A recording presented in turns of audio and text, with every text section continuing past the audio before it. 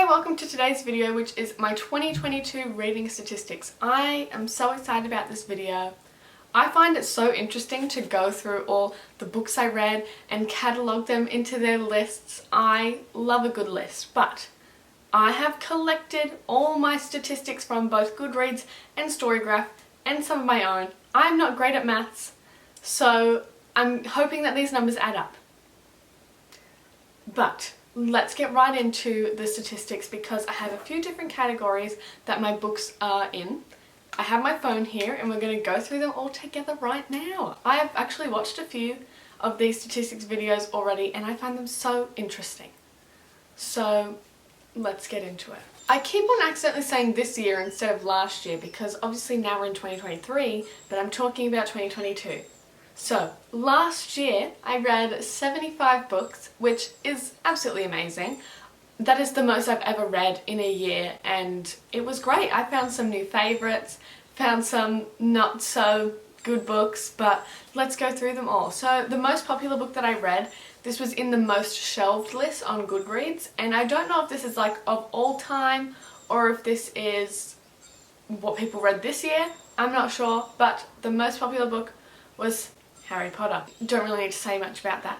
And then the least popular book that I read was Red. This is an Australian historical fiction book and it's like a retelling of Ned Kelly. Which is strange because Ned Kelly is a real person, so I'm like, how? It was interesting to say the least. But now going into the page numbers, I've read a total of 25,699 pages. Which is absolutely wild and I don't know how I managed to do that. But it is because my longest book was 1,150 pages. And that's a lot, obviously. But I am someone that generally stays away from long books. I have a long book fear. I don't like to read a long book because I get worried about the commitment. However, I can read a full fantasy series in like a month. But I managed to do this only because it was a graphic novel. I read Lore and Olympus and I read this on Webtoon. So I read the whole first season. So I don't know how it is now when you get the physical copies and they're released in volumes. Because I think volume 4 is still in season 1. I don't understand. I don't know what it's up to in that. But I read the whole first season and it ended up being like 1,000 pages.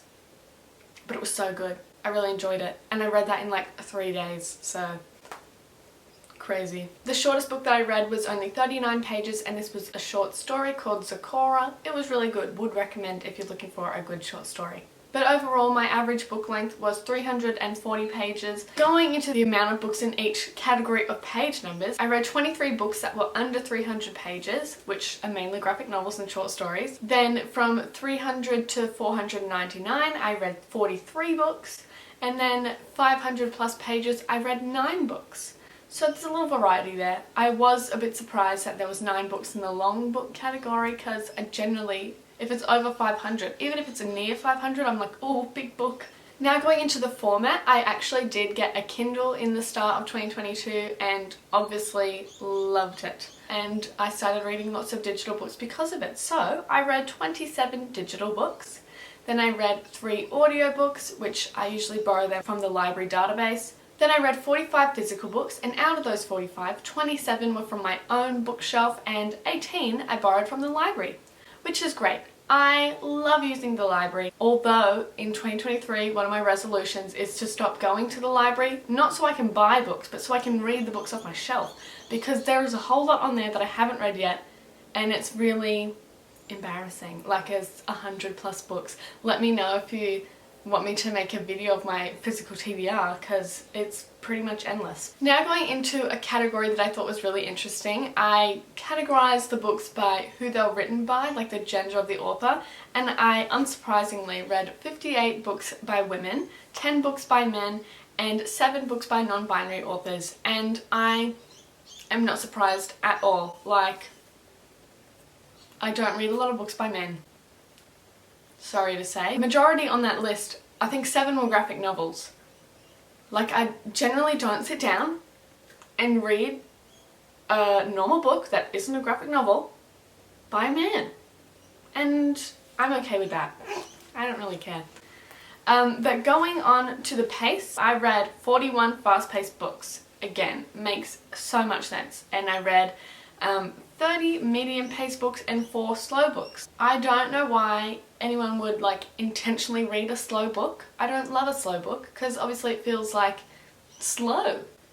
And when I'm reading a book, I want it to go like, woohoo, this is great. But yeah, I'm surprised that there was 4 in there. I don't know what they were. Next is my fiction versus non-fiction. No one should be surprised here, but I read 73 fiction books and 2 non-fiction books. The 2 non-fiction, one was an essay and one was a historic graphic novel. It was Mouse. But yeah, definitely not surprised. I don't read a lot of non-fiction, as you can see. But now going into one that I was really excited for. This is the genres, and I did get this off of Storygraph. Here is the little column. Is that a column chart? A bar chart? I don't know what it's called, but there is the chart. I had a goal in 2022 to read from a variety of different genres, which I definitely achieved because I read from 22 different genres, which I was very proud of. So my top genre was YA, and I read 42 books that were YA. Also thought I should mention that like in Storygraph, it overlaps the genres. So say if it like fits multiple genres, it will go into multiple categories. So these numbers won't add up to 75. That is not my bad maths, that's just how Storygraph works. But yes, so 42 were YA, and then I had 32 romance, which was very surprising because generally I don't like to read a book if there's not romance in it. So I was surprised by that. I don't know if they're just like picking up the books that are mainly romance and like don't have the ones that like have a subplot of romance. Either way, that was actually one that surprised me. And then I read 27 fantasy, 22 contemporary, 20 LGBTQIA+, 14 graphic novels, 8 mystery, 7 sci-fi, 5 thriller, 4 middle grade. There's one that I want to read more of in 2023 because I am going to be a teacher, if you didn't know.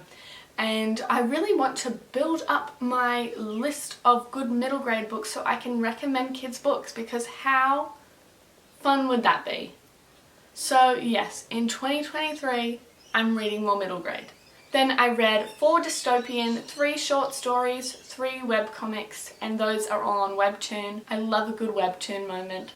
And then I read 2 literary fiction, 2 historical fiction, 1 feminism, 1 play, 1 memoir, 1 horror, 1 history, 1 essay, and 1 crime.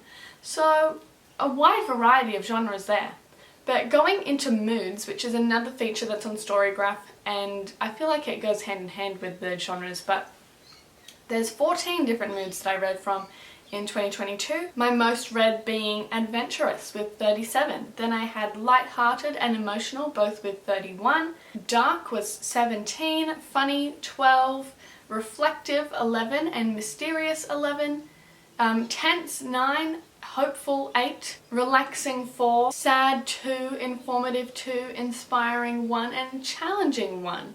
Which again makes sense. I don't want to read a book that's challenging. Again, these ones, if a book fits a variety of different moods, it's going to go into multiple, so that's why it doesn't add up again to 75. So now going into my most read authors. These all resulted from reading series. I do read a lot of series, so that's why all these authors are on the list. But my first was Rochelle Mead, because I did read the Vampire Academy series this year.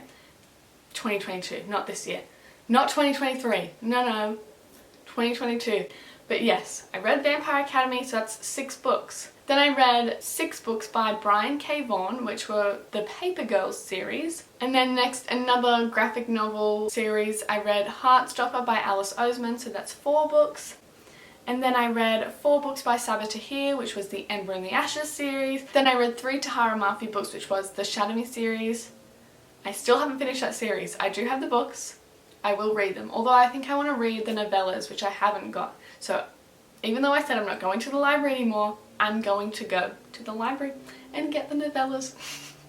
But then I read 3 Elise Kova books, which was the first 3 books in the Air Awakens series.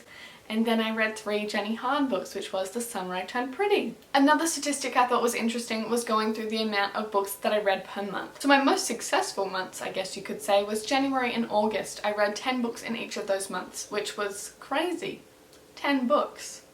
Wow. And then in April I read 9 books. In June and July I read 8 books. In March and September I read 6 books. In February and December I read 5 books. In May and November I read 3, and in October I read 2. Don't know what was happening with October. I think it was exam period, so I was like stressed perhaps. Now into the last statistic, which is my star ratings. So overall, my average star rating was 4.14, which is very high considering the amount of books that I read.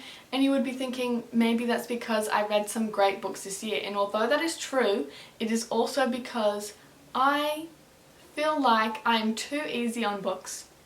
I need to be more of a harsh ranker because I get so worried to rank a book below 3 stars. Even though 3 stars is obviously a really high ranking, it's above halfway, but I get really nervous to do anything like that because obviously the authors work really hard on all their works and I just want to appreciate it.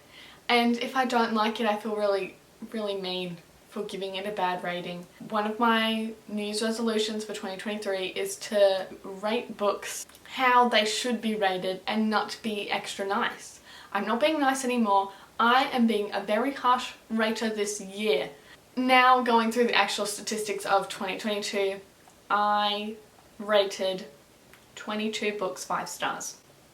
But I am actually going to do a video of the 22 books that are 5 stars next week, I think, so stay tuned for that.